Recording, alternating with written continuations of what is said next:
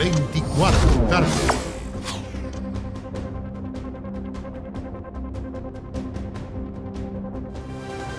13 horas en punto, puntualidad inglesa para iniciar este 24 tarde, esta jornada de martes 4 de julio. Tenemos 15 grados en la capital, pronosticados 18 para esta jornada. Los invito a revisar cuáles han sido las imágenes, las noticias que han marcado esta jornada. Partimos por el ámbito policial. Un violento choque entre dos vehículos dejó 2 lactantes con heridas leves y a un hombre en riesgo vital. Esto en la comuna de San Joaquín. También en información internacional, ponga atención a estas imágenes, lo vamos a revisar más adelante con Andrea Aguilar. Un policía protagonizó un impresionante rescate de una mujer de un auto en llamas en el estado de Georgia, esto en los Estados Unidos. Y en información deportiva, ya es oficial, Ben Brereton, nuestro Big Ben, es nuevo jugador del Villarreal, aquel equipo donde hizo historia Manuel Pellegrini, donde también jugó Matías Fernández, el Colo Chiturra.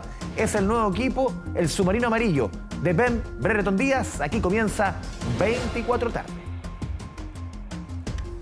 Vamos a comenzar con información política. El ministro de la Vivienda y Urbanismo, Carlos Montes, abordó una vez más la polémica por el caso Convenios, asegurando que es probable que haya otros casos. Kevin Felgueras con todos los detalles de otra mañana agitada por el caso Convenios allá en el Congreso. ¿Cómo te va, Kevin? ¿Cómo estás, Andrés? Muy buenas tardes. Efectivamente, son palabras que nuevamente entrega, pero por primera vez, al Congreso Nacional, el ministro de Vivienda y Urbanismo, Carlos Montes. Fue citado a la Comisión de Vivienda que preside el senador socialista Fidel Espinosa, uno que ha sido crítico con el manejo del Ejecutivo, en este caso Convenios, que ha apuntado directamente a fundaciones como Urbanismo Social. Pues bien, llegó a esta comisión el ministro Carlos Montes y allí entregó un detalle de todo lo que se ha conocido hasta el momento, información que ha tenido y que ha recabado su ministerio, hablando obviamente de distintas fundaciones, poniendo sobre la mesa también que hay diferencia en algunos casos. Por ejemplo, ponía la situación del Ceremi del Maule, donde en una primera instancia no había ninguna irregularidad, pero hubo una inconsistencia que llamó la atención. Hablamos de Rodrigo Hernández, quien es Ceremi de Vivienda del Maule actualmente y que anteriormente estuvo vinculado a la Fundación Urbanismo Social. Allí prestó servicios como abogado y posteriormente llega a ser Ceremi. Esa Ceremía entregó fondos a Urbanismo Social. Pues bien, dice que Rodrigo Hernández se inhabilitó, pero que hubo una inconsistencia en las fechas y que por lo mismo se inicia un sumario que anunciaron el día domingo. Lo más llamativo de toda esta exposición del ministro fue cuando asegura que existe la probabilidad cierta que haya otros casos que se puedan vincular. Vamos a escuchar las palabras del ministro. Yo lo que dije es que la norma se dictó el 2015.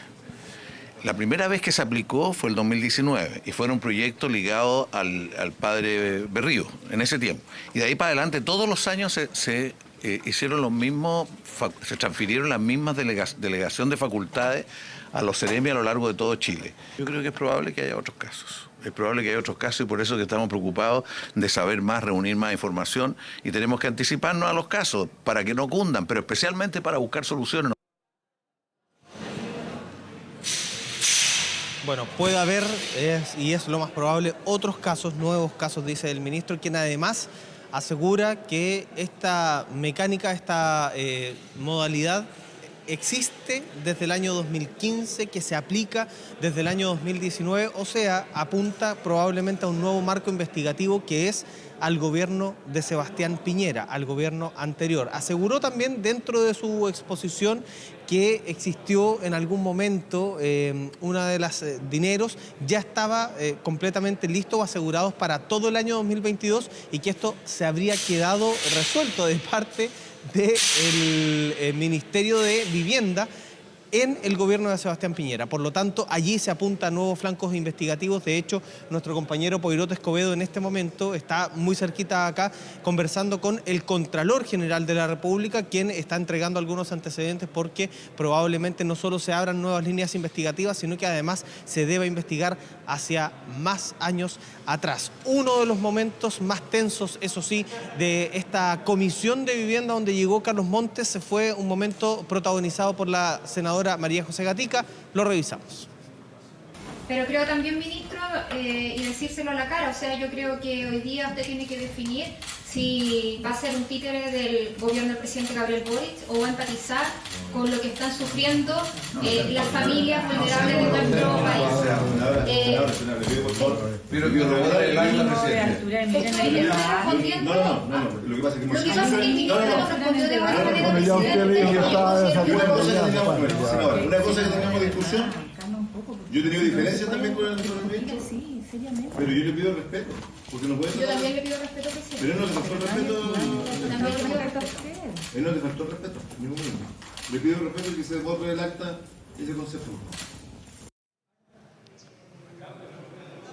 Bueno, la senadora María José Gatica trata de títere al ministro Carlos Montes. Se le llama la atención, de hecho se le llama al orden por parte del presidente de esta comisión de vivienda, que es Fidel Espinosa, el senador socialista, quien antes de ingresar siquiera a esta sesión había asegurado que debe existir responsabilidad política por parte del ministro Carlos Montes, que es de su propio partido. Le preguntábamos hace un rato a la senadora Paulina Bodanovich, presidenta de esa colectividad, si se iba, por ejemplo, a analizar alguna medida disciplinaria contra Fidel Espinosa, que apunta desde su partido a sus propios militantes, y dijo que por ahora eso no está en análisis. Detalles de este caso convenios que obviamente ha tenido repercusiones y que en un ratito más vamos a saber qué es lo que está diciendo el Contralor, pero que nos dijeron que probablemente se abra una nueva línea investigativa en la región de Antofagasta. Vamos a entregarles más antecedentes más adelante. Durante esta jornada, además, acá en el Congreso Nacional, en esta mañana agitada,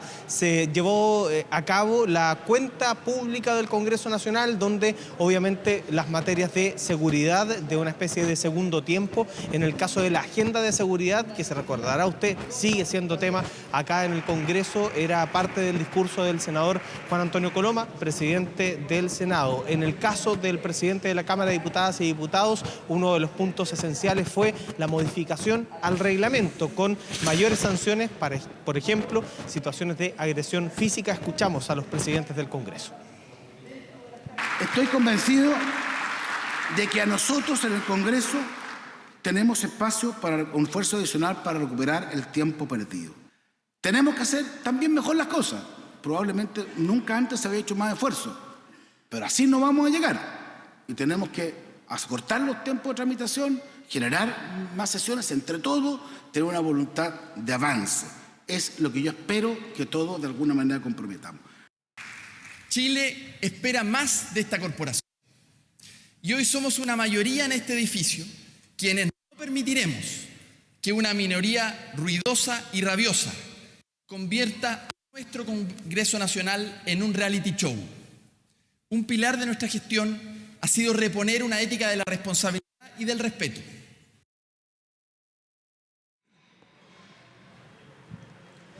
Ahí estaban las palabras del presidente de la Cámara, que hablaba que, Andrés Vial, hay algunos que pretenden hacer de esto un reality show. Hablamos recién con él y nos decía que hay algunos que hacen payasadas para salir directamente en la tele, en los medios de comunicación. Y allí, Andrés, coloco sobre la mesa este debate.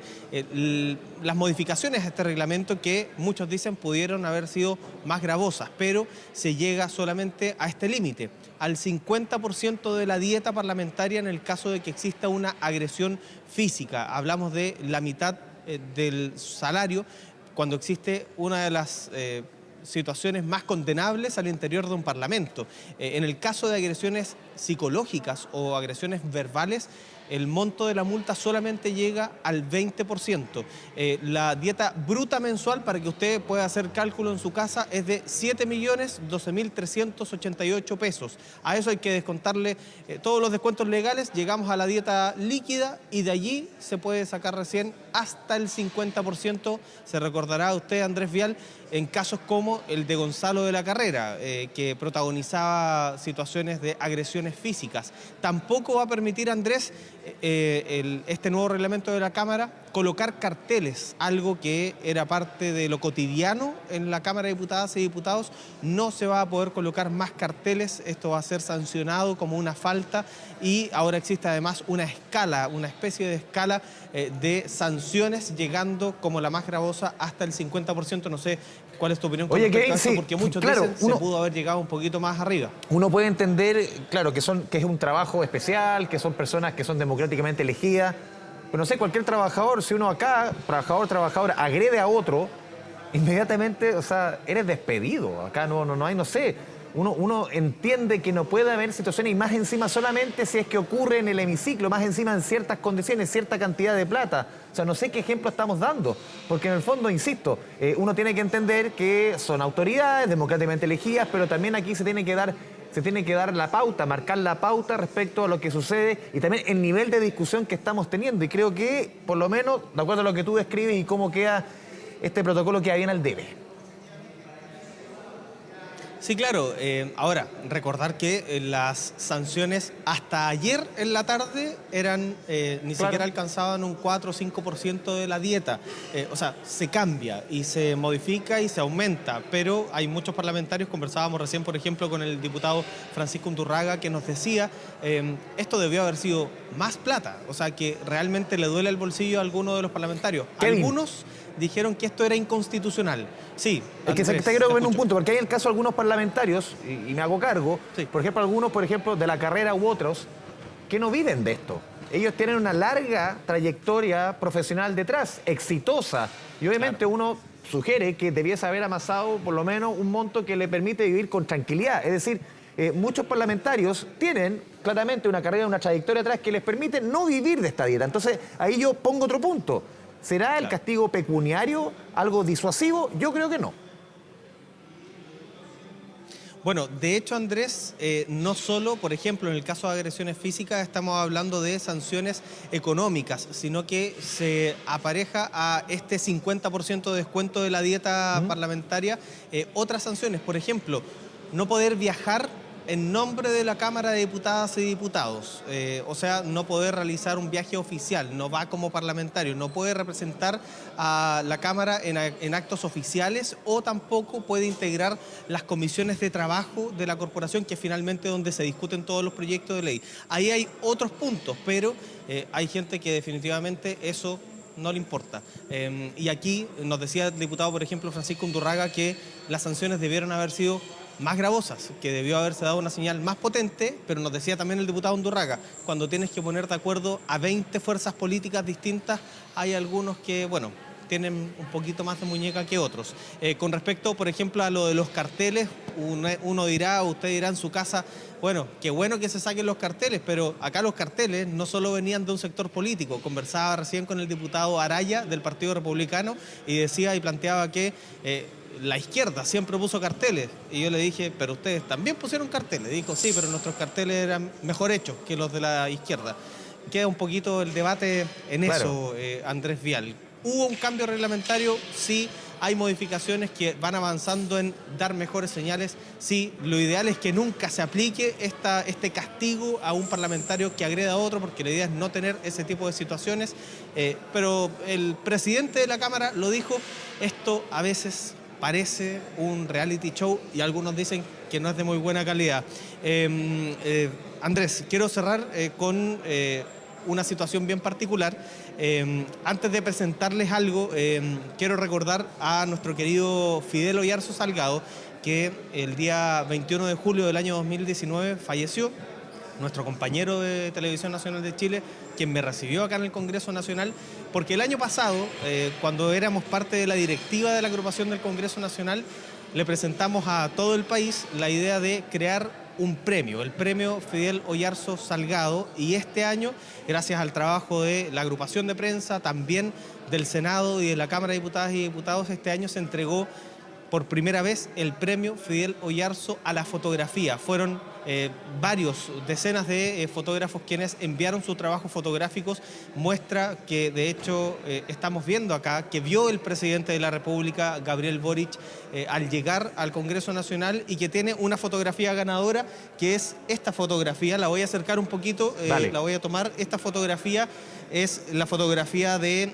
El Pensador, que es donde se realizan los puntos de prensa, donde se realiza todo el ajetreo y donde Fidel Oyarzo tantas veces estuvo presente. Bueno, esta fotografía es la ganadora de este premio Fidel Oyarzo Salgado, es la fotografía de Pablo Ovalle, un tremendo fotógrafo de la Agencia 1, con quien Fidel también compartió mucho. El mismo Pablo nos decía que esto también es una especie de homenaje a la memoria de Fidel, que va a quedar para siempre en el recuerdo de este premio, que se entrega por primera vez este año, pero que se va a seguir entregando de aquí en adelante, y que además va a tener esto tan bonito, una muestra fotográfica del trabajo de los colegas, los gráficos, el día de la cuenta pública del Congreso Nacional, donde siempre viene el presidente de turno, en este caso el presidente Gabriel Boric, que entregó uno de los reconocimientos a Pablo Ovalle, quien ganó este premio, y que por cierto mantiene en nuestra memoria viva a nuestro querido Fidel Ernesto Oyarzo Salgado. Sí, al gran Fidel Ernesto, y tú lo mencionabas, el tema de las formas en el periodismo, en el trabajo legislativo, era un tema que para Fidel, lo que lo conocimos durante mucho tiempo, era tan importante, mantener la altura siempre en la discusión, mantener el respeto. Cuando se habla de verdadero reality show, yo siempre, y lo hemos comentado cuántas veces, Kevin, ¿qué opinará Fidel de este congreso que estamos viendo, de este nivel de discusión que estamos viendo? Y ni hablar, él falleció antes del estallido. ¿Qué pensará de la discusión política de ahí en más? Bueno, hace 4 años que descansa en Osorno, nuestro querido amigo. Un abrazo donde esté carreteando, porque seguramente sigue carreteando. Don Kevin, que le vaya bien. Sí. Sin duda alguna, debe estar con esa lupa y con un pisco sour en la mano nuestro Fidel a esta hora, que, bueno, es hora de pisco sour, diría nuestro querido Fidel. Oye, un saludo de todo el equipo de TVN, Nelson Palma, de Poirot Escobedo, de Felipe Baradit, Iván Guerrero, Alfonso, Patricio, quienes trabajaron con él, también a la memoria de Fidel y a toda su familia, que sin duda también es importante para ellos que no olvidemos a Fidel, porque Fidel sigue acá para nosotros. Claro, y todos los días cuando entramos aquí al departamento de prensa, al menos uno, está ese cuadro que nos recuerda la estampa de don Fidel. Ya, Kevin, un abrazo a la distancia. Ya, abrazo. 13:16, nos vamos a la pausa con la imagen de nuestro querido amigo. Ese es el cuadro que yo les decía cuando entramos aquí al menos uno a prensa, que nos recuerda todos los días, uno de los máximos exponentes del periodismo político nacional, Fidel Ernesto Salgado, Oyarzo Salgado. Que les vaya bien. Nos vamos a la pausa, perdón.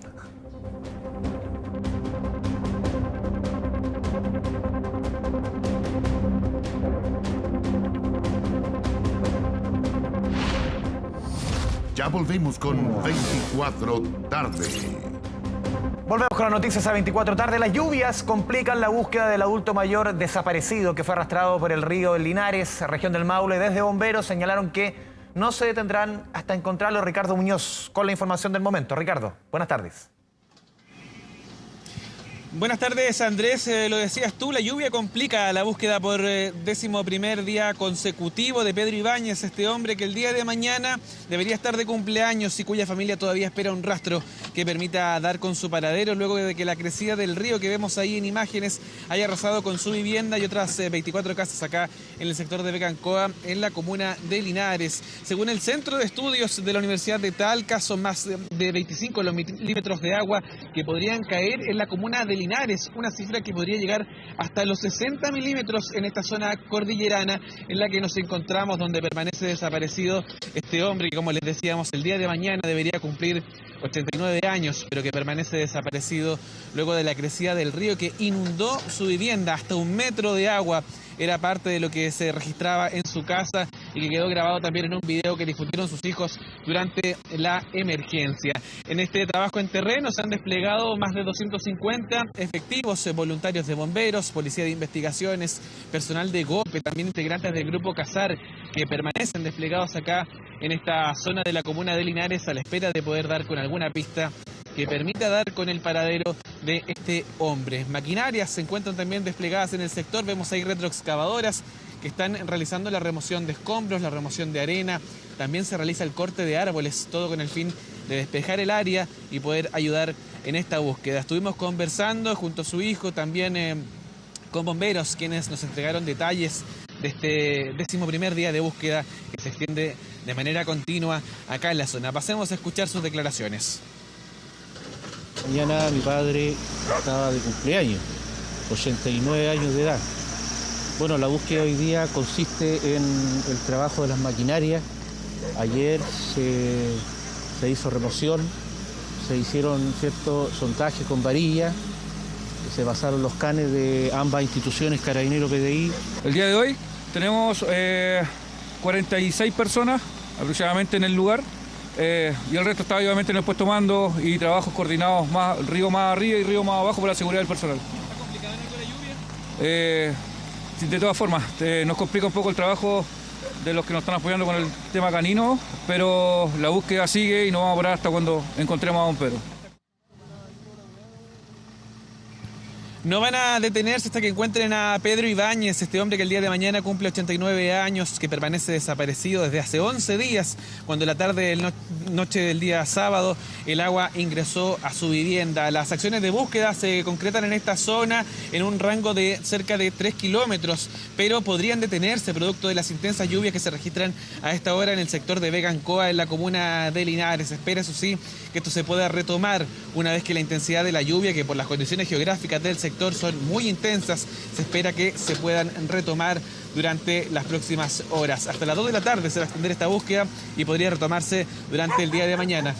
Ricardo Muñoz, muchas gracias por la información desde la región del Maule. Vamos a continuar con un tema relacionado porque hoy fue lanzada la plataforma de postulación del subsidio de emergencia laboral por catástrofe, el cual busca apoyar a las empresas afectadas por el sistema frontal que causó graves daños en la zona centro-sur del país. Cristóbal Vera con la información. Cristóbal, buenas tardes.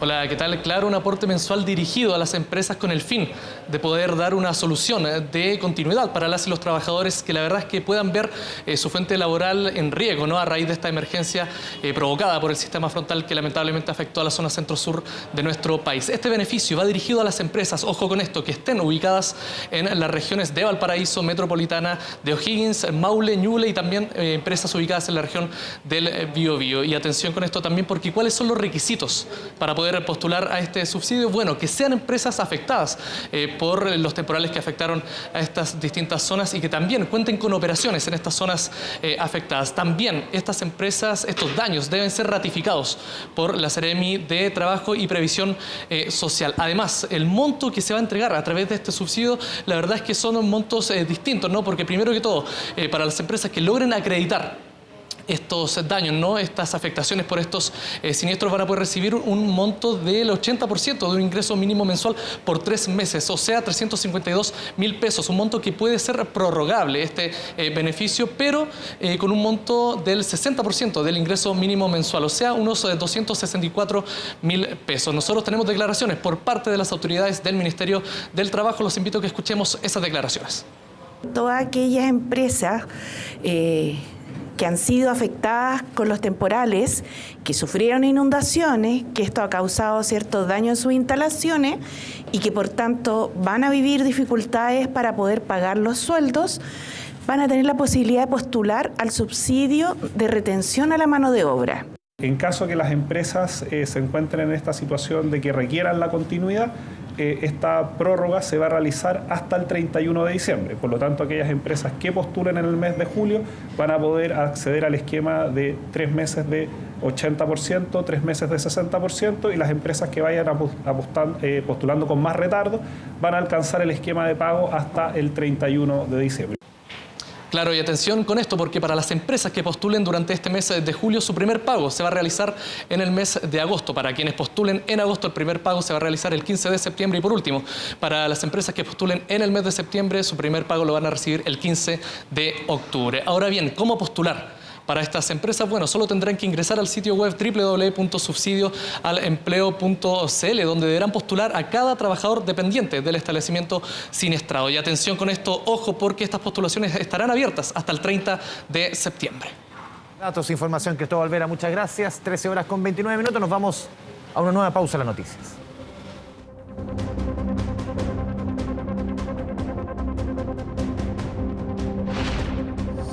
Ya volvemos con 24 tarde. 24 tarde. Volvemos con las noticias. Autoridades del Ministerio de Salud realizaron esta mañana un operativo de vacunación contra la influenza en el terminal de buses de Estación Central y entregaron mascarillas a los pasajeros. Gabriel Gajardo estuvo en el lugar. Tienen los detalles. Gabriel, buenas tardes. Sí, claro, ¿cómo está? Nos encontramos acá en el terminal de buses de Estación Central, más conocido obviamente por los pasajeros como el Terminal Sur, donde las autoridades de salud, tanto el Ceremi de la región metropolitana como también la subsecretaria de Salud Pública, estuvieron entregando mascarillas, también dando recomendaciones a los pasajeros, los cuales se van ya de viaje a sus vacaciones de invierno. Los chicos ya salieron, los de los colegios, de los liceos salieron de clase y ya muchas familias van rumbo tanto al sur como también al norte del país, muchos también a la costa, a disfrutar de estas merecidas vacaciones. También se instaló principalmente un centro de vacunación preventivo contra la influenza. Aquí obviamente los pasajeros voluntariamente fueron a vacunarse, también a recibir obviamente información de las autoridades, aprovechando que estaban acá en el lugar, con mucha afluencia de personas, las cuales agradecieron obviamente que las autoridades estuviesen vacunando aquí en este lugar tan céntrico, con tanta afluencia de gente como es el Terminal Sur. Nos comentaban las autoridades que las cifras del virus, por ejemplo el virus sincicial, han tenido una baja, si bien no tan significativa, pero sí considerable para los números que se estaban viendo de hace semanas anteriores. Si bien mantienen la cautela, que esta meseta obviamente se produce, entre otros factores, por la salida de capitalinos hacia regiones, y se espera que también el virus y los contagios aumenten después de estas vacaciones. Pudimos conversar tanto con la subsecretaria, también con el Ceremi de Salud. Lo escuchamos a continuación. La campaña de vacunación continúa avanzando, ya 6.500.000 personas se han vacunado, con una cobertura total de un 73%, por lo cual hemos seguido progresando con otras coberturas de vacunación, pero efectivamente hay grupos que aún están bajo la cobertura deseable, que esos son las personas mayores de 65 años y también embarazadas.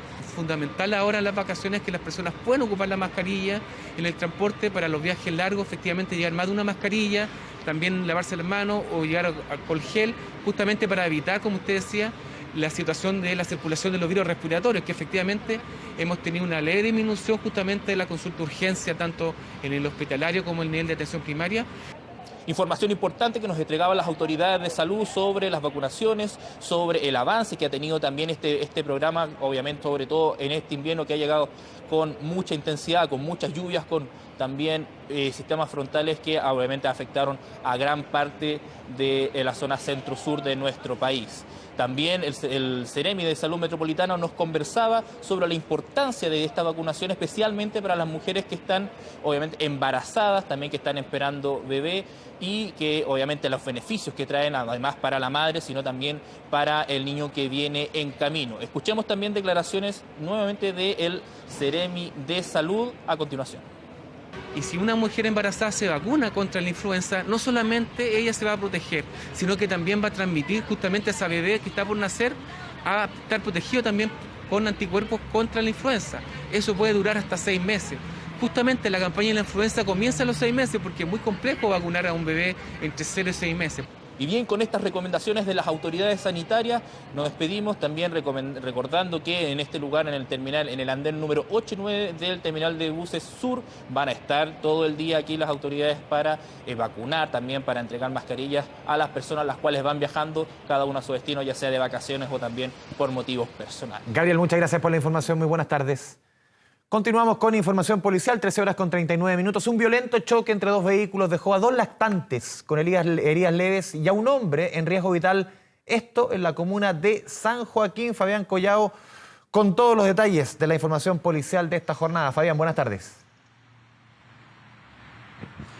Muy buenas tardes, Andrés. Y todo esto se habría generado el contexto de que quien no habría respetado la luz roja del semáforo y habría ocasionado este gigantesco accidente, en verdad, no habría respetado también la fiscalización de Carabineros en la comuna de Santiago. 2:30 de la madrugada aproximadamente, y es cuando se produce lo que ustedes están viendo en pantalla. El chofer de un vehículo, un BMW, habría estado circulando por calle Carmen. Al llegar a Pintor Chicarelli, es en ese lugar donde no habría respetado la luz roja del semáforo y termina chocando de manera muy violenta con otro conductor. A raíz de aquello es que la persona que originalmente venía transitando por Carmen termina volcando, y estamos hablando de que venía junto a una mujer, además 3 niños de 15, 1 año y 1 mes. Todos ellos tuvieron que ser liberados por bomberos, obviamente, afortunadamente y casi de manera milagrosa. Estamos hablando fuera de riesgo vital, pero por parte del otro vehículo involucrado, que ellos habrían respetado claramente las señales del semáforo. Estamos hablando de trabajadores de la Municipalidad de Santiago, donde uno de ellos lamentablemente está bajo riesgo vital. Fuerte accidente de tránsito que vamos a revisar el ambiente, lo que se logra escuchar que captaron las cámaras de seguridad a continuación.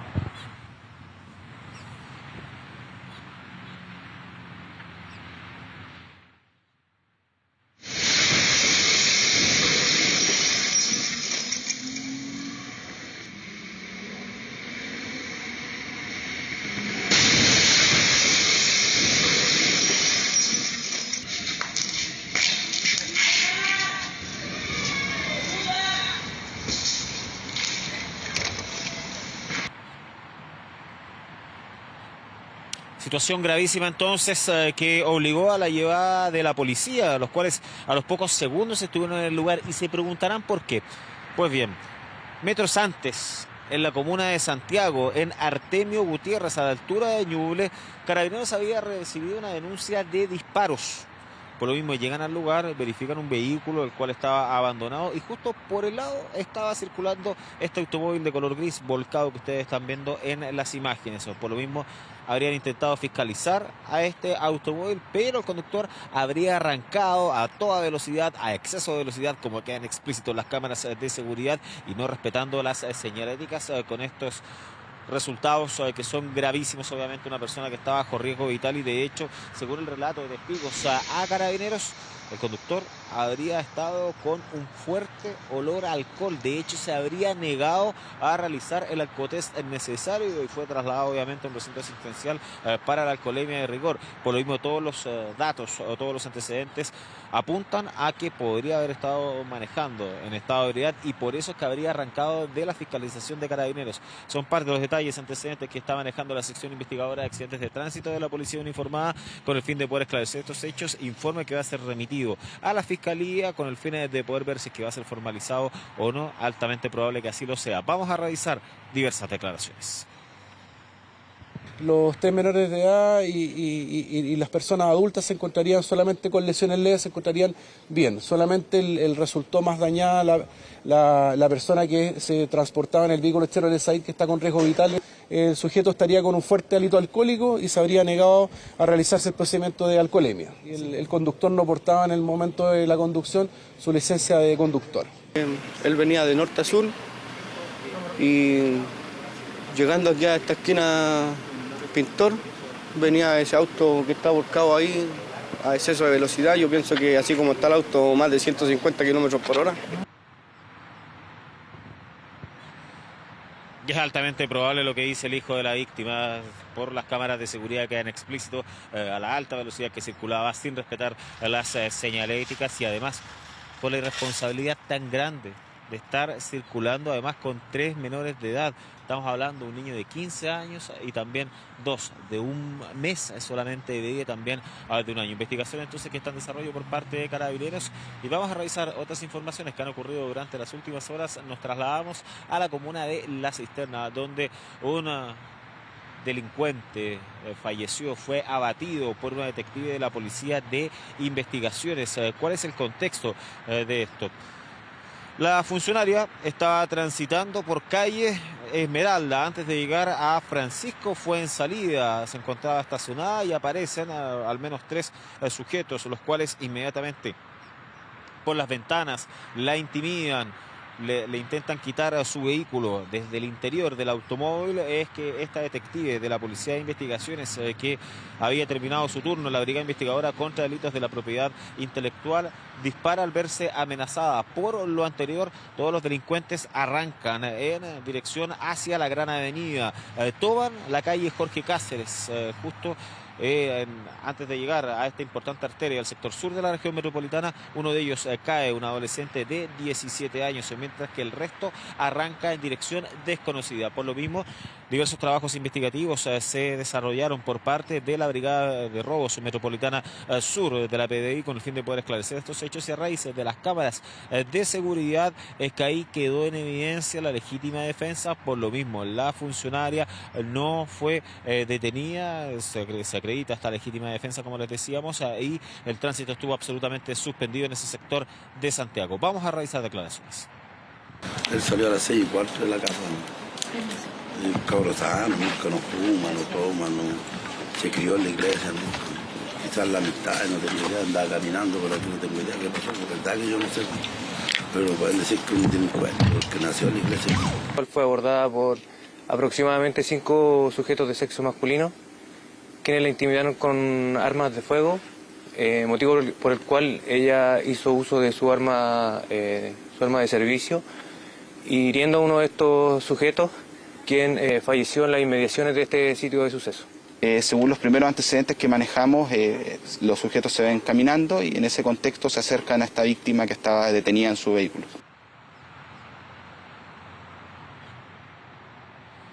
Entonces es una situación grave que ocurre, un intento de portonazo en contra de esta funcionaria de la Policía de Investigaciones, en la cual inmediatamente hizo uso de su arma, se defendió para poder zafar de este violento asalto que estaba en su contra, y uno de los delincuentes terminó fallecido, pese a las palabras de la familia, que no tendría antecedentes. Eso es una investigación que tiene que desarrollar de todas maneras la Fiscalía Metropolitana Sur. Vamos a revisar otra información. Un hecho insólito que ocurrió en el centro de Santiago durante las últimas horas.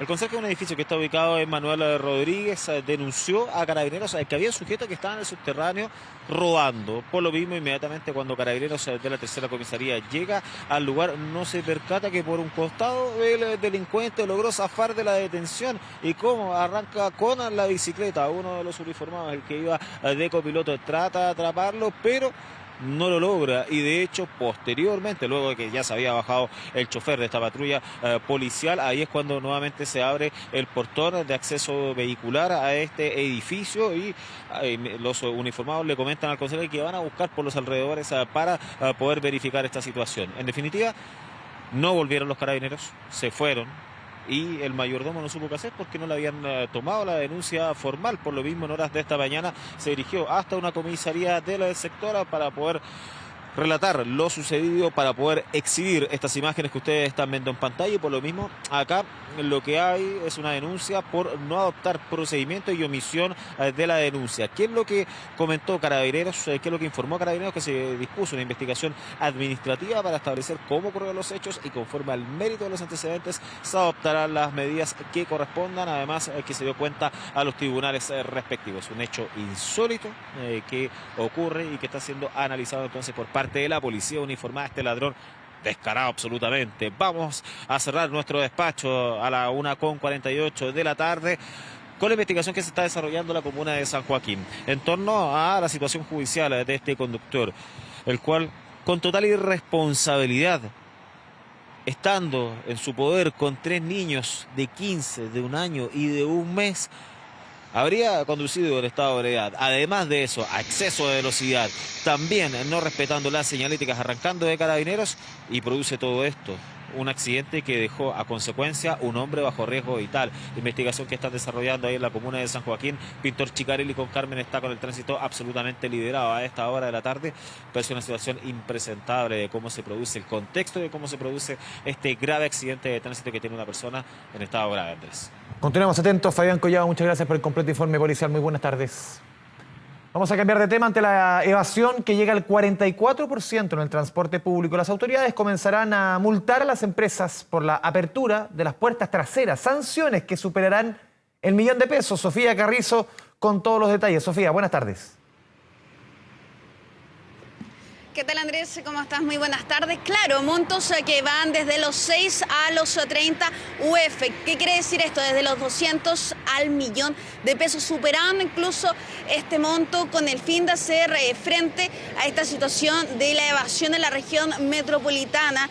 Han dicho que se va a cobrar estos montos como multa a aquellas empresas de la red de movilidad del transporte público metropolitano, aquellos buses que abran las puertas traseras y permitan el ingreso sin pagar a los pasajeros. Esto en el marco del plan que yo te comentaba, donde la evasión, al menos aquí en la región metropolitana, alcanza cifras bastante importantes. Al menos hasta el año pasado, hasta el segundo semestre del 2022, llega al 44%. Hay que destacar un punto, Andrés, que esto es una multa hacia las empresas, no va hacia los conductores.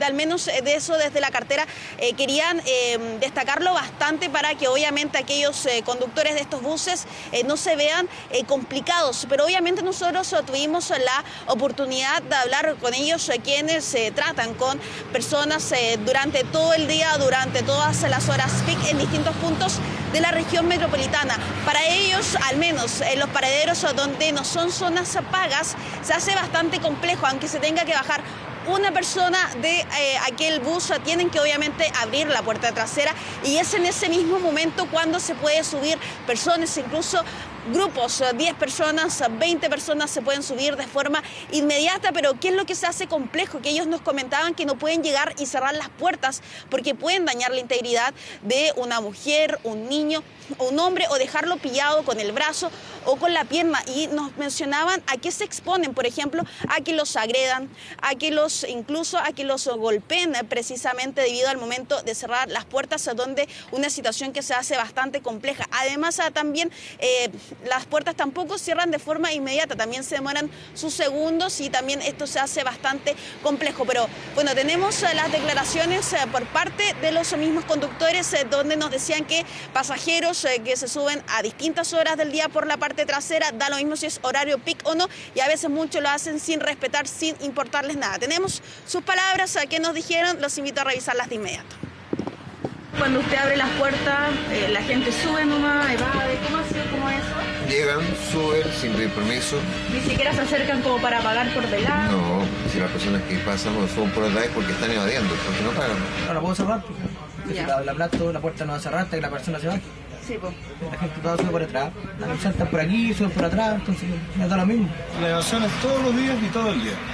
Horario. De repente uno abre las puertas para que baje y ahí aprovechan de subir. Uno está mirando por la cámara, pero no sacará porque al cerrarlas puede apretar a alguien. Sí, y entonces, después se arriesga usted. ¿Cuánto? Estos días antes a un colega le pasó porque antes del central le pegaron por eso. Claro, ahí escuchábamos las palabras por parte de los mismos conductores, quienes nos relataban lo que es el día a día, principalmente en las distintas calles de la región metropolitana. Bueno, ¿qué ha señalado la autoridad de transporte? Dijeron que estas sanciones, estas multas, iban a comenzar a partir de la próxima semana, esto directamente a las empresas y ojo, con previo acuerdo. También esto conversado con las mismas empresas con el fin de disminuir esta evasión que se registra principalmente aquí en la capital, donde buscan disminuir precisamente esta cifra. Bueno, también tenemos las palabras por parte de la autoridad, pero no se dijeron ni no se explicaron cómo iba a ser todo esto. Por ejemplo, en los paraderos están los fiscalizadores de transporte, que sabemos que son los del chaleco amarillo, están en estos puntos y ven, por ejemplo, que al momento de detenerse para un bus, pero abre la puerta trasera sin la justificación que se baje, uno de los pasajeros, ahí ellos obviamente notifican a través de un acta, ese acta es enviado al directorio del transporte público metropolitano, ellos ahí evalúan y finalmente ven cuánto va a ser el monto a sancionar. Tenemos las palabras por parte de las autoridades de transporte que dijeron en torno a esto y los invito a revisarlas de inmediato. Entendemos que aquí las empresas tienen un rol muy importante en hacer un esfuerzo, porque cuando los pasajeros dejan de bajar, cerran las puertas.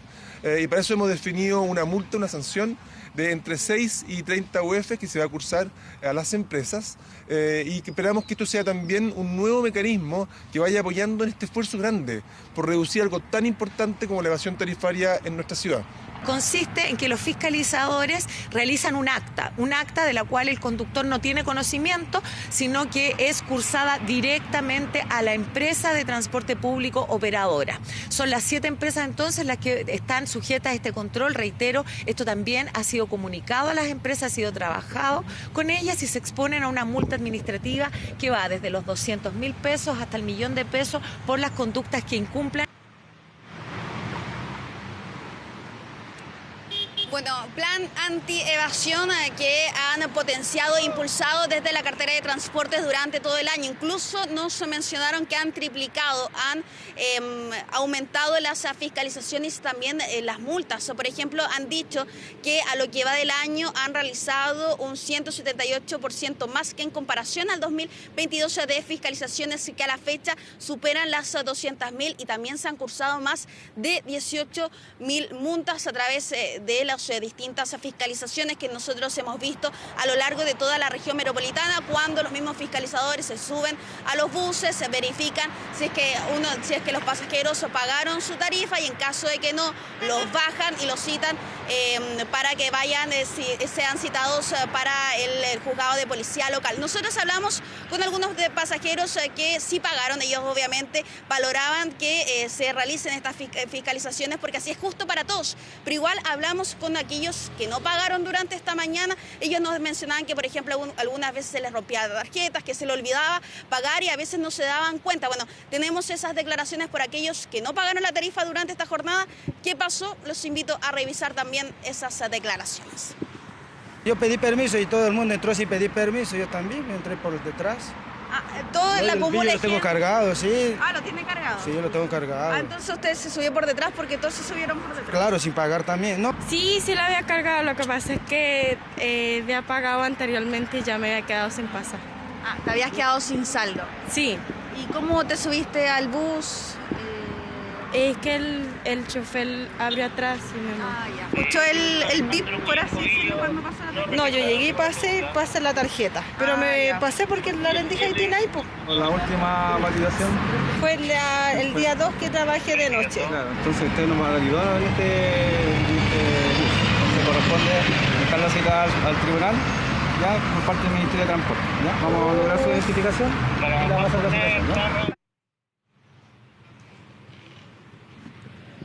Claro, ahí teníamos las palabras por aquellos personas, pasajeros que no pagaron el día de hoy la tarifa del transporte público. Nos decían que muchos se le olvidó, que se había pagado, que por ejemplo se subieron porque una multitud también se subió, así que aprovecharon. Pero bueno, la multa, ponga atención a la gente que no pague el transporte público, va desde las 1 a las 1,5 UTM, es decir, que pueden llegar a los 94.000 pesos, así que la autoridad hacía el llamado a las personas a cargar sus tarjetas VIP, a pagar también la tarifa del transporte público o con muchas veces utilizar el pago del código QR de las aplicaciones para así agilizar la subida a estos buses y que tampoco no los pillen por ahí sin haber pagado el transporte público, donde las multas sabemos son bastante altas, superan por lejos lo que sale precisamente el pasaje diario. Sí, lo mencionamos al inicio, un 44% de evasión, el segundo nivel más alto desde que existe registro en este tipo de mediciones. Sofía Carrizo, muchas gracias, buenas tardes. Internacional.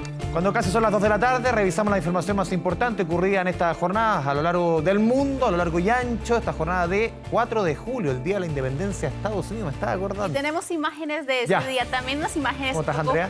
Bien, Andrés, ¿cómo estás? Muy buenas tardes. Vamos a partir con un tema mucho menos festivo, con el polvorín que se está formando en Oriente Medio, particularmente entre Israel y Palestina. Andrés, nuevamente al menos 9 personas resultaron heridas tras un ataque que se registró en la ciudad de Tel Aviv. Primero atropellan a una multitud, luego apuñalan a un número de personas. Los medios israelíes aseguran que 3 de los heridos están en estado grave. Identifican también al atacante como un civil que era un palestino prácticamente. Las autoridades dicen que es Abed Elohab Halayla, un palestino de 23 años que ingresó a Israel sin contar con su permiso. El ministro de Seguridad de Israel calificó como valiente al ciudadano que mató al atacante.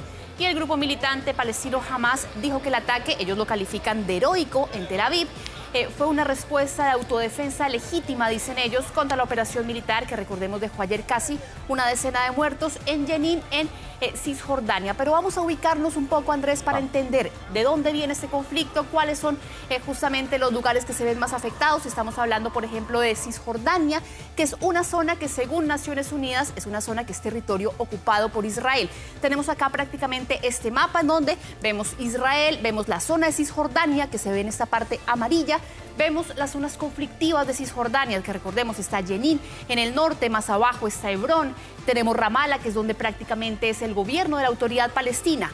Cisjordania está manejada por la Autoridad Palestina, diferente a lo que sucede, por ejemplo, en Gaza, que es controlada por el grupo armado Hamas. Y finalmente tienen también vecinos bastante conflictivos. Estamos hablando, por ejemplo, del Líbano, de Siria, de Jordania. Bueno, Jordania y Egipto no, claro, tienen buenas relaciones tanto con Egipto como tanto con Israel, como con Palestina. Y finalmente recordemos que Egipto normalmente funciona como una suerte de mediador en estos casos. De momento, lo que se dice también es que podría haber una segunda intifada, que lo decíamos también ayer, un levantamiento popular por parte de los palestinos, pero en ese momento al menos todo es tensión en esta zona de Oriente Medio. Y seguimos avanzando en materia de relaciones internacionales. Vamos ahora hacia Argentina. Nos venimos un poco más cerca porque hay conmoción en el vecino país. Lo comentábamos, Andrés, la muerte de un niño de 14 años. Y lo triste y lo dramático de este caso, aparte de que sea un menor de edad, es que fue asesinado por su mejor amigo, que tenía 13 años. Lo comentábamos en la previa al noticiero, Andrea. Cuesta decir que un niño asesinó a otro, porque uno dice, claro, en esa edad, por lo menos en nuestro país, es inimputable. Entonces, decir asesinó cuesta incluso decirlo, que un niño asesinó a otro. Claro, y en Argentina también es inimputable porque es un menor de edad, ni siquiera se puede mandar a un centro de menores de edad, y todo esto ha sido obviamente muy dramático para la familia de ambos pequeños, porque eran familias, Andrés, que se iban juntas a vacacionar, que compartían en los cumpleaños, por lo cual ninguno de los padres entiende realmente qué fue lo que pasó. Esto sucede en La Mulaye, que es una provincia ubicada en Córdoba. El niño fue reportado inicialmente como desaparecido el día 29 de junio y su cuerpo lo descubren en una casa abandonada con múltiples golpes en la cabeza. Lo que dice la autopsia de este niño es que la causa de muerte fue efectivamente un traumatismo de cráneo que le habría infligido su amigo, que lo golpeó más de 10 veces en la cabeza. Él mismo lo confesó ante las autoridades, pero su testimonio, como lo hemos dicho, no tiene ninguna validez legal porque este menor es inimputable. Repasemos también parte de las declaraciones que entregaba la madre del menor asesinado. De amigo de toda la vida, de su primaria, amigos totalmente, ¿qué te puedo decir? Como todo amigo que comparte cosas, o sea, qué sé yo, inclusive me costó entender, digo yo, ¿por qué lo hizo? Bueno, según la investigación, el principal sospechoso es un compañero, obviamente, de la escuela. Sin embargo, lo que dicen también es que este niño que habría asesinado a Joaquín Esperani, ese menor de 14 años, no habría actuado solo. Lo que sí llama la atención, Andrés, es de cierta forma la frialdad del menor de edad, que finalmente, después de cometer este hecho, este crimen, finalmente vuelve a su colegio con la ropa limpia completamente, sigue tomando clase. Y también llama la atención qué es lo que pasa en los colegios de esta ciudad, en donde los niños de 12, 13, 14 años salen del colegio como Pedro por su casa, como si no hubiera ningún tipo de control, y vuelven finalmente después de este dramático asesinato. Y revisemos ahora la información que llega desde Afganistán, porque nuevamente los talibanes prohibiendo y sacando a las mujeres de cada uno de los espacios públicos que les quedan. Realmente, Andrés, es cada vez menos el espacio público. Se suponía, yo recuerdo, esto fue como en agosto del año antepasado, que estos talibanes, versión entre comillas 2.0, iban a hacer menos de estas actitudes, y hemos visto que ha sido prácticamente más de lo mismo. Es exactamente más de lo mismo, son distintos, son más jóvenes, son seguramente los hijos de los que se fueron hace 20 años, pero finalmente siguen cada vez sacando más a las mujeres de los espacios públicos. Habíamos hablado, Andrés, en una infinidad de ocasiones, desde que ellos toman el poder en septiembre de 2021, empiezan a sacar a las mujeres de distintos espacios. No les permiten ir a los gimnasios, ni siquiera les permiten sacar a sus hijos al parque. Eso ya es lo mínimo, ¿no? Y prácticamente las marginan ahora en esta ocasión de las peluquerías. No se pueden cortar el pelo, no se pueden teñir el pelo. Le dieron a los salones de belleza en Afganistán hasta un par de días más para que cierren finalmente, porque estas mujeres no van a poder asistir. Otro de los aspectos que lo habíamos mencionado, las marginaron también de los medios de comunicación, lo estamos viendo también en las imágenes. No las dejan hacer deporte, no se pueden ni siquiera montar en bicicleta. El acceso a la educación también ha sido parte de la discusión. Que por ahí empezaron, porque realmente ese fue el debate cuando ellos llegan al poder. Lo primero que ordenan es que las mujeres no van a la universidad. Y luego dijeron que las niñas podían seguir yendo a los colegios. Meses después, las niñas tampoco iban a los colegios. Y realmente es lo que se vive en un país que es gobernado prácticamente por extremistas islámicos que ganan una guerra, retoman el control de este país, aprovechando además que Estados Unidos iba de salida con sus tropas y finalmente imponen esta versión más estricta de la ley islámica, en donde finalmente es bien cuestionado, porque muchos musulmanes dicen que en ninguna parte del Corán... Es una interpretación absolutamente extrema. Exactamente, en ninguna parte se habla de este tipo de exclusión hacia la mujer en todos los ámbitos de la vida.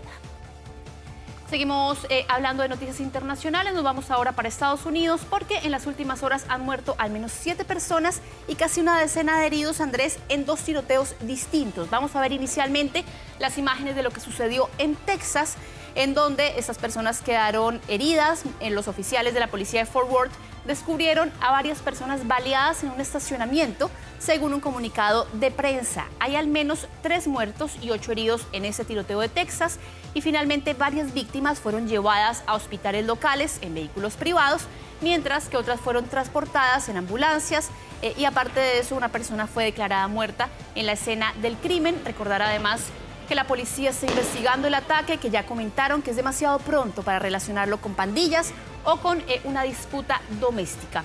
Pero vamos a ver ahora las imágenes del otro tiroteo. Esto pasa, Andrés, con una diferencia de menos de 24 horas en 2 lugares completamente distintos de Estados Unidos. Recordemos, lo hemos visto y la estadística así lo dice, pensamos en detalle de Filadelfia, un país que hay más armas que ciudadanos, o sea, hay más de un arma per cápita. Y lo segundo, hay más ataques masivos de este tipo que días en el año, en el fondo.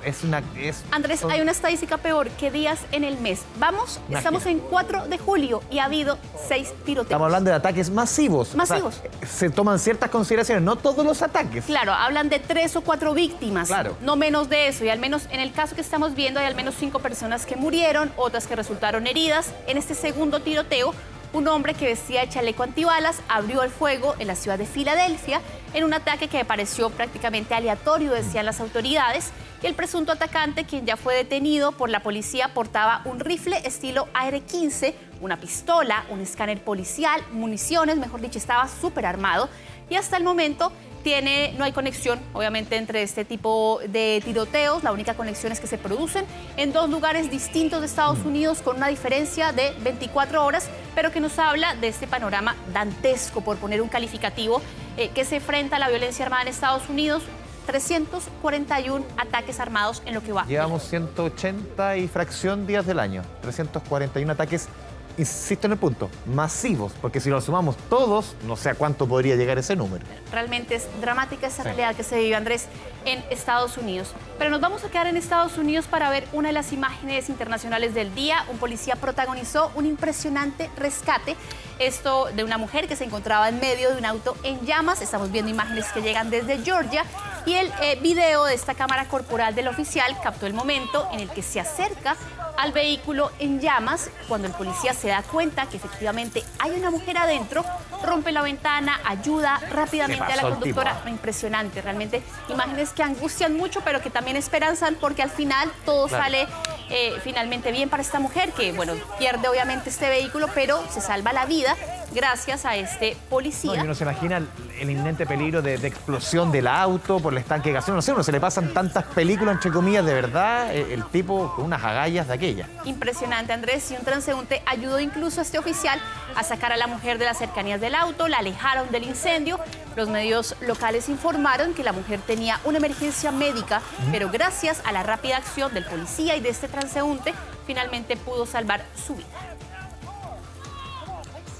Y revisemos a esta hora información e imágenes que llegan desde Europa. Una intensa tormenta de granizo vuelve a azotar España, Andrés. Estamos en verano en el hemisferio norte, por lo cual eso es completamente distinto a lo que sucede obviamente para nosotros, que estamos en invierno, pero esas imágenes no deberían ser lo habitual en España. Recuerdo que hace un par de semanas llevamos estos mismos granizos en otra parte de España, en Madrid, recuerdo además. y una intensa tormenta de granizo azotó otras localidades españolas en medio además de una ola de calor. Ellos están en pleno invierno, en pleno verano, y algunos videos publicados por los vecinos de Ujarzot, esto queda cerca de Valencia, muestran la fuerte caída de granizos en toda la ciudad. Dicen incluso que algunos trozos de hielo caían con tanta fuerza que pudieron romper las luces de algunos autos, incluso algunos vidrios también. Y la tormenta de granizo se produjo mientras partes de España, como les hemos mencionado, atraviesan por esa primera ola de calor de la temporada, con temperaturas que incluso han llegado a los 40 grados centígrados.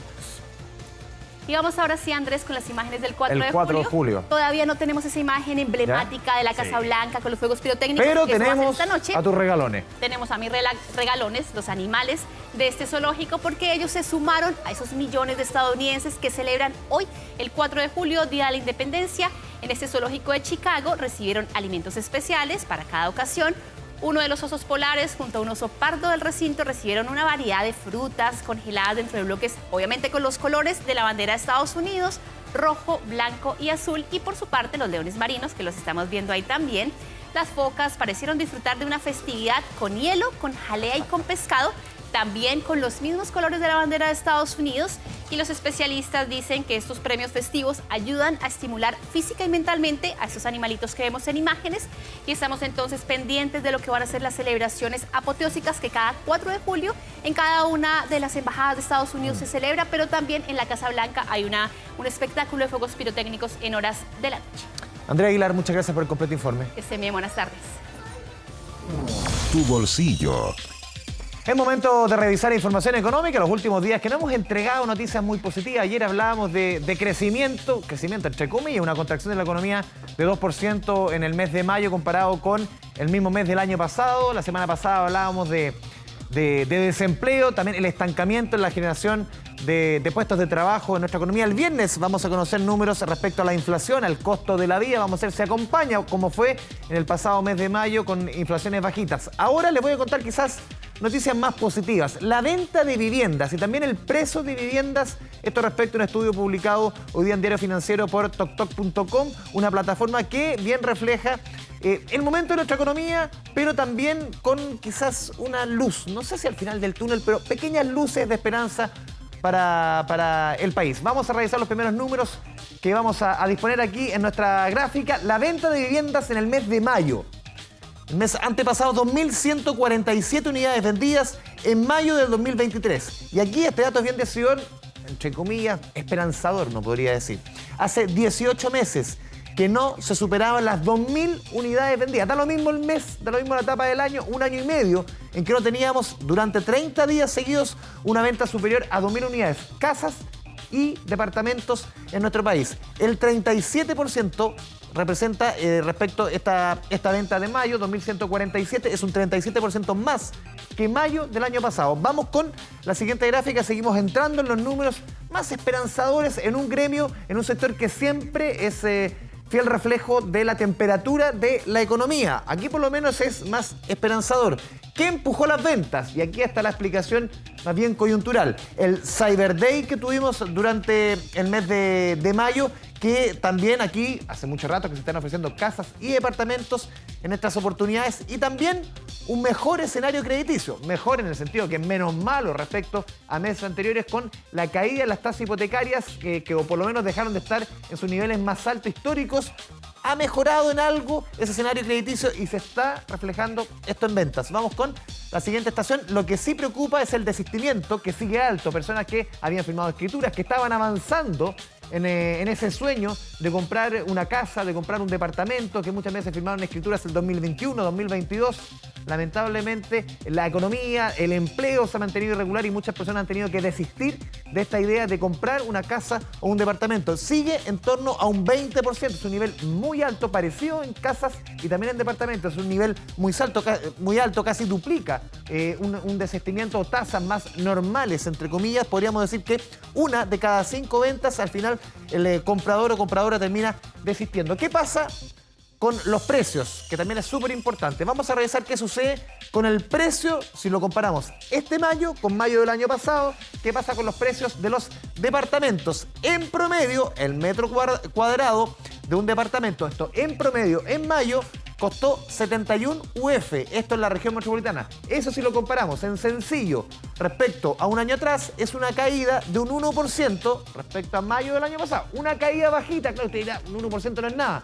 Pero veníamos con números sostenidamente al alza. Esto por lo menos rompe una tendencia. Y esto es bien decidor. ¿Por qué caen los precios? Porque el 35% de la venta se realizó con entrega inmediata. Es decir, había mucho stock disponible para entrega inmediata y eso hace que esa alza de precios se termine morigerando e incluso cayendo el nivel de precios respecto al año pasado. Mayor disponibilidad de entrega inmediata, lo que repercute en la caída de los precios de los departamentos. ¿Qué pasa con las casas? En promedio, en la región metropolitana, durante el mes de mayo, el promedio del metro cuadrado, 56 UF. Si lo comparamos con igual época del año pasado, con mayo del año pasado, es una importante caída de 7%, mayor que la de los departamentos, que era de un 1%, pero aquí este dato también es decidor. Igual los precios siguen arriba de lo que sucedió previo a la pandemia. Justamente pasamos a revisar declaraciones de lo que está pasando en el rubro inmobiliario. Estas esperanzadoras cifras de mayo se van a mantener, claro, rompen una tendencia de lo que traíamos, rompen también desde la emoción, que podríamos decir, de lo que está sucediendo en nuestra economía, rompen esas cifras negativas, por lo menos en lo inmobiliario hay alguna esperanza, se mantendrá. Escuchemos declaraciones. En el último tiempo hemos visto, por una parte, un aumento del interés de compra de la mano de mejores condiciones de acceso a los créditos hipotecarios, junto con promociones como son las ventas por cyber y rebajas de precios muy significativas que han habido en algunas comunas, especialmente en lo que son segmentos de departamentos. Todo esto ha impulsado la venta de propiedades y el interés de compra de manera muy significativa y estamos viendo cifras que no veíamos en realidad hace 18 meses. Cifras que no las veíamos hace 18 meses y estas cifras que también les voy a mostrar hace mucho rato que no las veíamos, hace mucho rato que veníamos mostrando en este espacio cifras de multifondos de pensiones con números al rojo, fondo A, B, C, D y E. Lamentablemente, sobre todo castigados los fondos más riesgosos, el A, B y C. Afortunadamente, en el mes de junio se rompe esta tendencia. La semana pasada algo habíamos anunciado, pero sin números definitivos para el sexto mes del año. Ahora sí tenemos números definitivos, los pasamos a revisar de acuerdo a los números entregados por CIEDES. ¿Qué pasó en el sexto mes del año? Después de, insistimos, meses muy aciagos. El fondo A subió 2,55%, el fondo B sube 2,29%, el fondo C 1,97, el fondo D 1,76, el fondo E 1,54. Del más riesgoso al más conservador. Más ganancia en el más riesgoso, menos en el más conservador. Ocurre todo lo contrario si analizamos los primeros 6 meses del año. Por eso yo les decía que venimos de meses malenas nomás en este tema. El fondo A es el que más cae, 3,23% en el primer semestre, el fondo B 2,31%, el fondo C 1,79%, el fondo D y el E 1,63% de caída. Es decir, en los primeros 6 meses el fondo A es el más castigado, pero solamente en el mes de junio fue el que más ganó. Son el reflejo de la incertidumbre que está sucediendo, sobre todo a nivel económico mundial, a nivel global, y por lo menos tuvimos un mes de junio más halagüeño para los multifondos de pensiones. Ojalá que se mantengan. Escuchemos declaraciones. Finalmente, el mes de junio terminó con resultados positivos para todos los multifondos, con rentabilidades que van del 2,55% del fondo A al 1,54% del fondo E. Los fondos más riesgosos, como el A o el B, se vieron favorecidos por buenos resultados en los mercados internacionales y también del IPSA a nivel local, y un dólar que permaneció más bien estable durante este mes con una leve caída al cierre de menos 0,16%. Por su parte, los fondos más conservadores se han visto apalancados por una caída en las tasas de interés, en las cuales el mercado anticipa la próxima rebaja de la tasa de política monetaria por parte del Banco Central en un contexto en el que la inflación ya está comenzando a ceder. Lo decíamos, por lo menos noticias más positivas en multifondos, en la venta de viviendas, no así, lo habíamos visto en días anteriores en el crecimiento, en el desempleo, y este viernes tenemos números importantes respecto al IPC, al costo de la vida. Ojalá que se mantengan, lo decíamos, entre los números del mes de mayo, que tuvimos una inflación bajita, 0,1%. Siempre quisiéramos que estuviese en ese nivel, que se desacelere respecto, por ejemplo, a lo que fueron la inflación del año pasado, 12,8% en el global del año pasado, la inflación más alta en 30 años. Vamos a seguir revisando información económica de otra índole, de ayuda a los afectados por este temporal que se dio en la zona centro-sur. Más de 600 millones de pesos fueron dispuestos para las familias campesinas afectadas en la región de O'Higgins. Hoy INDAP comenzó la entrega de forraje, donde en Rengo, Rodrigo Siderakis estuvo en el lugar. Rodrigo, ¿cómo te va? Muy buenas tardes. ¿Qué tal? ¿Cómo está? Muy buenas tardes. Así es, estamos en la ciudad de Rengo y una comuna además que fue muy golpeada por el desborde de los ríos, y a esta hora se está haciendo, como ustedes ven en las imágenes, la entrega básicamente de forraje para muchos agricultores que fueron afectados fundamentalmente. Ellos necesitan con urgencia alimento fundamentalmente para sus animales, ya que hay 57 familias que han sido favorecidos por esta entrega del INDAP, de una ceremonia que se desarrolló durante este mediodía y que hasta ahora, por supuesto, se está entregando este forraje, que son unos cubos de alfalfa fundamentalmente para el alimento de muchas familias que perdieron, como ya decíamos, parte de sus cultivos y también no tienen alimento para sus animales. Hay 21 sacos por familia, se entregarán durante esta jornada en una actividad que contó con la participación del director nacional de INDAP, a quien pasamos a escuchar declaraciones de algunos de los agricultores favorecidos y también de la autoridad de este sector. En la región hemos dispuesto más de 600 millones de pesos para apoyar a las familias campesinas. A nivel nacional son más de 3.800 millones de pesos, pero también como gobierno vamos a apoyar a los quienes son usuarios de INDAP y quienes no son usuarios de INDAP. Para quienes no son usuarios de INDAP, el apoyo es vía las seremías de Agricultura a través de la subsecretaría. Estamos entregando 21 sacos de concentrado de alfalfa, es un cubo de alfalfa que hay que hidratar. La gracia es que esto equivale más o menos a 5 días de alimentación animal por saco, por animal. De perilla, pues, si no teníamos forraje para arriba. ¿Qué fue lo que le pasó con la crecida del río? No, se perdió todo, pues, todo el forraje, los animales los que estaban sufriendo más, sí, incluso se los murieron. Este es un granito del cielo que nos cayó, un oro para nuestros animales. Está todo tan caro, pues hijo, ya no se pueden los faros comprar afuera. Animalitos por ahí se perdieron, sí, pero ya se irán a recuperar. ¿Sí? ¿Y esta ayuda le viene bien? Bien, pues bien, agradecido a ustedes. Bien.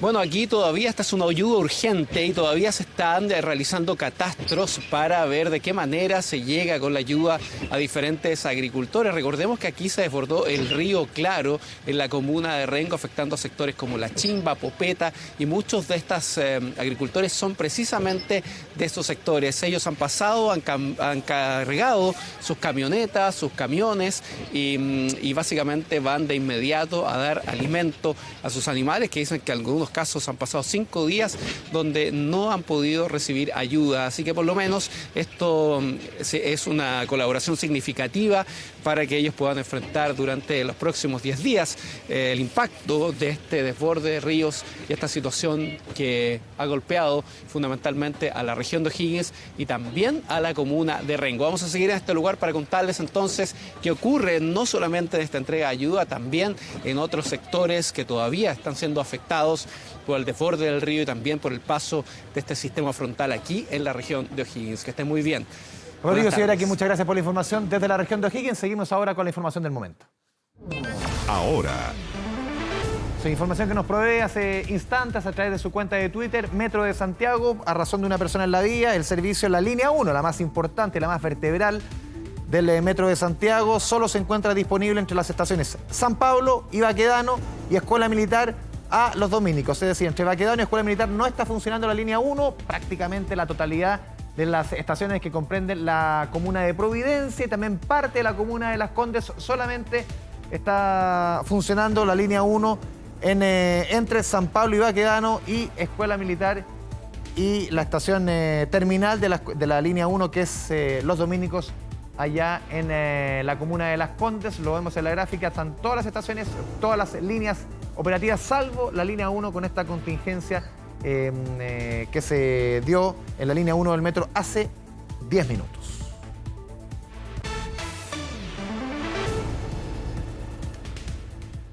Seguimos con otros temas de la jornada. El rubro hotelero de la región de Valparaíso ya tiene un 50% de ocupación para estas vacaciones de invierno. Esta temporada han regresado las reservas por más de una semana. Buena noticia, algo que no se veía desde antes de la pandemia. Don Hans Christensen con estas buenas nuevas. Don Hans, buenas tardes. Hola, ¿qué tal? ¿Cómo están? Muy buenas tardes. Los saludamos desde el borde costero de Viña del Mar porque a pesar de que estamos en invierno y que las mañanas amanecen un poco heladas, ya a medida que va avanzando la tarde comienza a salir un poquito el sol. Yo los voy a dejar con las imágenes en vivo y en directo de José Bustos, que nos va a mostrar el panorama prácticamente a lo que le hemos estado tomando el pulso. ¿Qué pasa con las vacaciones de los más pequeños del hogar? Muchos de ellos en vacaciones de invierno, y es por eso que las playas de Viña del Mar y La Serena también, sin lugar a dudas, se convierten en parte de los destinos turísticos preferidos por mayoritariamente los capitalinos, no todas las personas que llegan desde Santiago hacia los balnearios. Algo que ya se ha notado no solamente en los principales paseos costeros, como por ejemplo lo es la Avenida Perú. Nosotros hemos estado también, por ejemplo, en el balneario de Reñaca, sino que también se percibe en el flujo vehicular. Vemos cómo ya eso de las 4 o 5 de la tarde, incluso durante las jornadas anteriores, hay un poco más de tránsito y en ese lugar, lo cual da cuenta sin lugar a dudas del movimiento que hay, no solamente por el interés de visitar estos lugares donde uno puede pasear, puede disfrutar de un entorno natural, sino que también lo que ha estado ocurriendo allí con todo el movimiento en los restaurantes y el sector turístico, ¿no? Lo que tiene que ver con la hotelería. Hemos podido conversar con algunas familias que han llegado hasta este punto y quienes destacan mayoritariamente cómo el eje central es estar en compañía de las familias y poder disfrutar entonces de todos estos entornos naturales que nos entrega particularmente Viña del Mar y Reñaca y toda la región de Valparaíso, sin lugar a dudas. Tenemos algunas declaraciones, ponga atención. Igual hay hartos panoramas, hay temas de trekking, hay jardín, ¿cómo se llama? Jardín botánico. Disfrutar con ellos, venir a la playa, ir a los parques que hay aquí en Viña. Harta gente y lindo día, así que felices.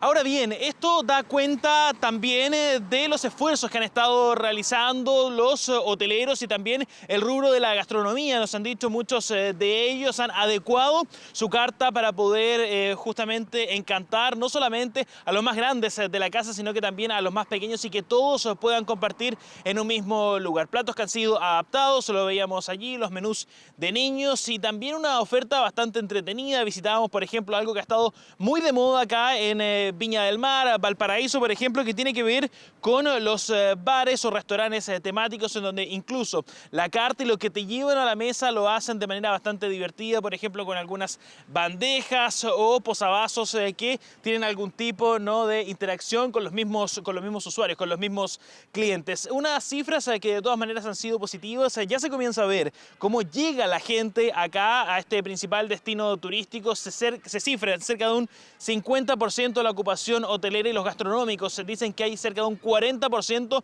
en el aumento de ventas, ¿no?, de clientes que han llegado entonces a disfrutar de todos estos encantos que tienen para entregarle. Tenemos esas declaraciones también, ponga atención. Lo mejor que tenemos en el local es que tenemos bastante diversidad de platos y tenemos para cumplir con la demanda que llega al temporadista. ¿A qué me refiero? Tenemos postres, tenemos brunch para los niños, ahorita está muy de moda el hot cake, el brunch, y también en el transcurso del día. Hay estadías un poquito más largas porque también cambió la posibilidad de que hay muchos papás que tienen la posibilidad de poder trabajar en forma remota.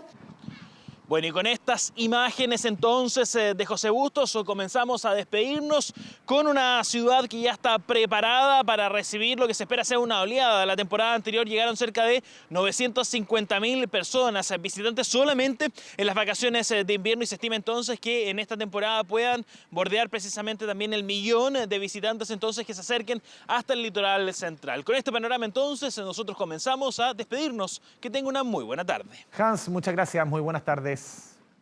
Ahora, 2 de la tarde con 58 minutos, volvemos a 24 tardes, actualizando la información que viene desde el metro, línea 1 que solo está disponible hace 40 minutos más o menos entre San Pablo hasta Baquedano y desde Escuela Militar hasta Los Dominicos, es decir, lo comentamos hace un rato, prácticamente la totalidad de las estaciones de la línea 1 que comprende la comuna de Providencia y también parte de las que comprende la comuna de Las Condes no están funcionando, solamente está funcionando entre San Pablo y Baquedano, Escuela Militar y Los Dominicos, las combinaciones de Tobalaba con la línea 4 y también en Los Leones con la línea 6 también están suspendidas, lo vemos la imagen entre Salvador y Alcántara. Está suspendida, interrumpido el servicio hace 40 minutos de la línea 1 del metro, la más importante, la más vertebral de las 7 líneas que comprende el tren capitalino. Información que se va actualizando minuto a minuto.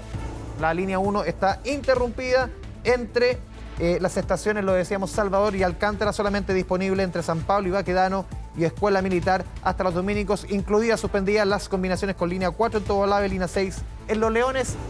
Casi las 3 de la tarde, nos vamos despidiendo con la imagen de la comuna de Macul. Que tenga una excelente y provechosa tarde. Chao, chao.